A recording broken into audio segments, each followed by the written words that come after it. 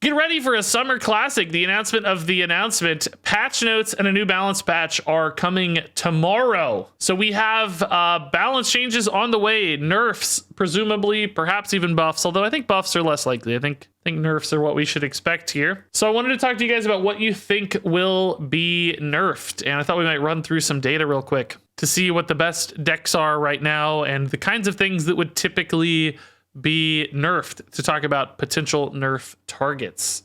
So I went over to HS Replay to get some recent data here. The last 3 days, Diamond of Legend's a pretty good filter on average to see what's kind of working well at the top of the meta. Currently the best deck in the game, Diamond of Legend, is Fell Demon Hunter. Fell Demon Hunter is bad against Control Warrior, but pretty much good against a lot of the rest of the field. Bad against Holy Paladin, but very good against most other things. I would expect a card or two to get nerfed from the best deck in the game if they're going to make balance changes, and they've already kind of gone at Fell Demon Hunter a little. So if we go into the most popular Fell Demon Hunter lists, typically we look at things like mulligan win rate when we see nerfs, because that's where Blizzard tends to focus on things that are like really good outliers. If they win games really decisively really early, those are often feel bad moments and can be nerf targets.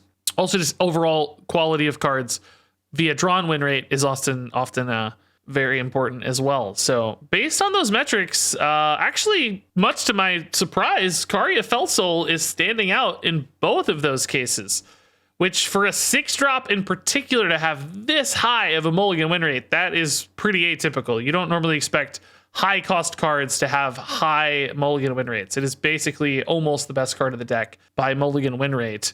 And drawn win rate, it actually is the best card of the deck. If you don't know, Karya Felsoul is currently being utilized to cheat out Z-Log of the Abyss, which since the buff, Z-Log's pretty nuts now. Playing Z-Log for 7 doesn't seem very good. Z-Log itself actually is pretty terrible win rates. Now, there might be a little bit of conflicting data there, because if you draw Z-Log, that means you're not getting a Karya Z-Log. So it's both that you might be killing another card that's already in hand if you're like keeping Karya in your mulligan, and you're putting Z-Log back in the deck to try to hit the Karya spike a turn or two earlier. So there's probably kind of a double down on why Z-Log looks so bad there, because you'd much rather get a turn 6 Z-Log than a turn 7. So I would say maybe Karya is actually going to be a nerf target, which is sort of insane. This card has slipped under the radar for so long, and now it's actually really, really good in the best deck in the game, which is kind of crazy. Sup, Regis? We got announcement. Yeah, we're talking about it. Hope they nerf Lightning Bloom. Dude, I've been asking for them to make Lightning Bloom a refresh instead of a mana gain forever. Like forever. Just make it refresh 2 mana so that you can't cheat cards out. It's still a nice mana bonus, but you can't cheat cards. Make it a mana biscuit without the 2 cost up front. It's a mana biscuit with a 2 cost on the back. Mana biscuit, you spend 2 to get 2 mana later. Lightning Bloom, they can make it get 2 now and spend 2 mana later with the overload, right? Been asking for that forever. Yeah, so I think Battleworn Vanguard and Fossil Fanatic would be 2 other potential targets here. If I'm looking at the data, they're more early game cards, so wouldn't be shocked if they take a look at those. I don't know which one. Fossil Fanatic's newer, so maybe make it just a little smaller stat line or something. 3 mana might be too much for it, but Slither Spear is popping up a lot of decks, so a Slither Spear nerf wouldn't shock me either. 2 health might be a little easier to deal with. Kind of that Mana Worm treatment we saw for a while where it went to 1/2. 0 attack, kind of a neat idea, but I feel like they like cards to have some sort of base utility, which actually we're going to talk about when we look at Warrior, because I think Control Warrior is definitely another nerf target. It's weird. Control Warrior, as we saw from this data, is actually not doing super well, but it has, I think, warped the meta a lot, and particularly at high ranks gets played a ton. If we actually go to top 1000 Legend, we'll see Warrior topping the charts here. So depending on your chunk of the meta, Warrior is much more dominant. But for Warrior, I think the card that most people complain about in Warrior is absolutely Shield Shatter. Probably zoom in more for these, honestly, but sorry, I don't do this often. Shield Shatter, it has great mulligan win rate, great drawn win rate, right? Both of these are insane. Shield Shatter gets talked about a lot because it shuts down board-based strategies so effectively. It's just such an efficient removal card. 0 mana, often to deal 5. So I wouldn't be surprised if Shield Shatter gets hit. Now, that said, I don't think they would increase the cost of Shield Shatter, because I think like if you push this to 12 or something, It just feels wrong to me to have a card that costs 12 by default. And that if it's like you know, if you're at 5 life and you really desperately need a shield shatter, it might be impossible for you to play it just like normally, organically, right? I think having it capped at 10 is good. So I would say lower the damage instead of increase the cost. So yeah, like 4 damage, 3 damage, whatever the breakpoint that feels best to you guys. I mean, 4 is really good. Are there that many boards currently that 5 is much better against than 4? Are there a lot of like 5 health breakpoints? Oh, Naga Mage, that's true. Yeah, 5 health on the Spite Lash Siren. Yeah, it would be harder to kill Naga Mage. You'd still kill the school teachers at 4, but not the Spite Lashes. Okay, that might be an interesting breakpoint for 4 then. Okay. I also think, of course, From the Depths is even perhaps more of a target. From the Depths is just insane mana cheat. As you can see, best mulligan win rate in the deck. Not the best drawn win rate, I guess. You don't want to get it too late. So if it's drawn late, it's contributing to this data. But Finley has a great drawn win rate because From the Depths. Like you want to Finley into your From the Depths, right? I don't know. Would you guys increase the cost or reduce the discount? In other words, would you make it like 4 mana or would you make it like reduce them by 2? I almost kind of like reducing them by 2 more than I like increasing the cost. Both probably solve the same problem, right? Yeah, they both delay the like swingability. Reduce by 2, discount 2, reduce by 2. Maybe 3 instead of 5 cards. Yeah, I like that. I didn't think about that change. That does actually feel a little bit more organic with the dredge system because you're seeing 3 when you dredge. So it makes sense that you would discount the ones that are getting dredged or visible on the dredge. I kind of do like that. Shimidi says 4 mana, 4 cards by 2. Yeah, they actually have a lot of levers to pull on this card. So it'll be interesting to see if it gets nerfed, which way they go. Because normally it's like, well, we're going to change the mana. That's it. Here, there's like 3 different variables you could change that I think would all have pretty notable impacts. Oh, somebody mentioned Nelly. Yeah, I think a Nelly nerf is reasonable. Nelly is both really good and feels pretty bad to play against as well, I think. So maybe a Nelly nerf is reasonable. Maybe make it like 1 more mana or something. You guys have any other changes? Maybe make a lot of people say just no smite, remove taunt. Yeah, a few changes there that make sense. Like Paladin is kind of good across a majority of the ranks, except for high legend. So maybe Mech Paladin could be a possible target. Some cards like Smite that pop up a lot in conversations. I mean, Cariel is a really good card, and I hear a lot of complaints about it on YouTube. A ton of people tell me Cariel is completely broken. Now, I love Cariel. I love the style of play. I love the effect. I love everything about it. So I would be a little sad if this got nerfed, but I do think there are large parts of the population that hate playing against Cariel. I wouldn't say it's crazy if the weapon used its durability when you attacked.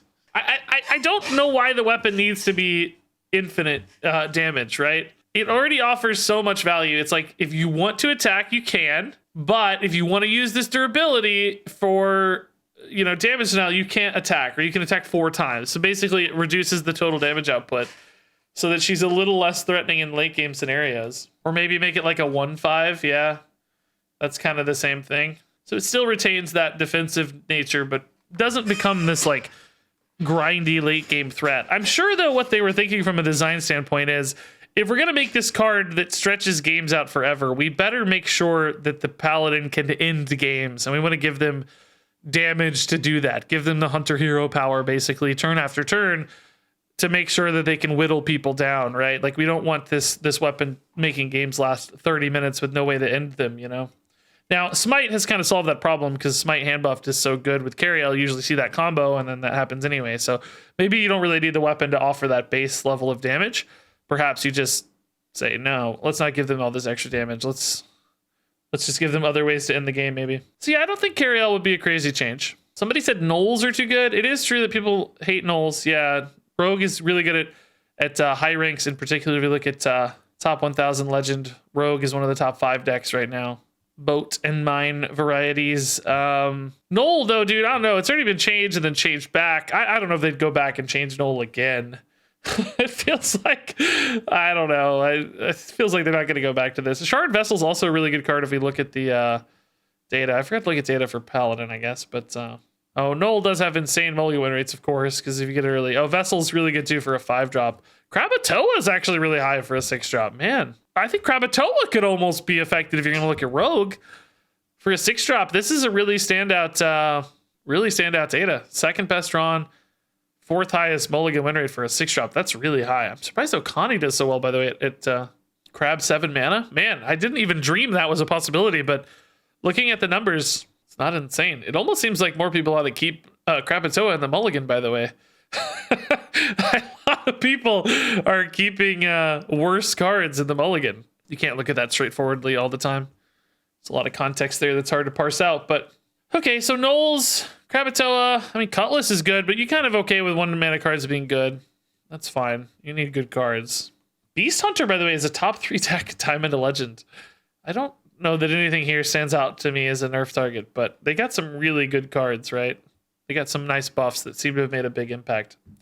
What about like neutral cards? If we just look at cards in general, like School Teacher, for instance, is in 42% of decks. That's like Ziliak's level inclusion rate. Does School Teacher need a nerf? Does Amalgam need a nerf? A little less common. This is more in the like minion type decks, which I don't think are as good on average. So I wouldn't say Amalgam is a target, but School Teacher, maybe.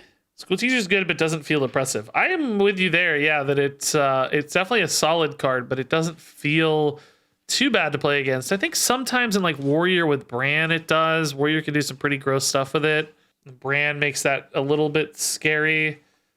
So I don't. That's maybe the only one that jumps to mind. Naga Mage too does scary stuff with it, but that's sort of by design. Yeah, Teacher from the Depths, exactly. Yeah, an extra from the Depths, or 2 or 3 or 4. School Teacher is not a problem. Okay, you guys don't think School Teacher needs it. All right, I'm cool with that. Nothing else here in a neutral set really jumping out at me. Mr. Smite, always people mention. I'm still okay with Mr. Smite, to be honest. I don't really feel too bad about Smite. Nelly, I think Nelly-Smite interaction kind of sucks. If Nelly gets hurt, maybe that goes away, then Smite's fine for me. But definitely one people mention a lot. So if Blizzard wanted to throw people a bone, yeah, nothing else crazy here, I don't think. Yeah, I think that's a reasonable list of cards. What did we identify there? Maybe like 6 or 7 possible nerf targets based on the data set there. I don't know where Blizzard's going to go. I don't even know for sure we're getting standard nerfs. I doubt buffs, but it's not impossible. What about Mine Rogue? But it does exist as one of those decks I talked about that might get better as other things get worse. Like, I have to imagine Mine Rogue's pretty bad against Warrior. I don't know that for sure, but given all its life gain, yeah, 26% win rate against Warrior. So yeah, if you like make Warrior worse, then Mine Rogue is the sort of deck that might rise up in its place and be a good deck. And I would absolutely hate for a deck like this to be good. If you guys don't know Mine Rogue, it's all about Naval Mine and doing tons of damage off Death Rattle synergies and stuff. I put it on YouTube a long time ago. You want to check out a list, but yeah, it would be really scary for a deck like this to be good. I don't know if they want to preemptively look at this kind of thing, but I sure hope this does not become an issue. I think duels need balance changes. Yeah, I think duels would be well advised to take a look at Mycelium in particular. We usually just lose to Mycelium, honestly, or just like cool stuff. Twig, maybe, but that kind of goes in hand with Mycelium. If you kill Mycelium, Twig doesn't have as much use case or utility, right? But yeah, maybe banning Twig would be fine. And then Mycelium, maybe just 1 card instead of 2 or something. Yeah, that was a good conversation, guys. Thank you.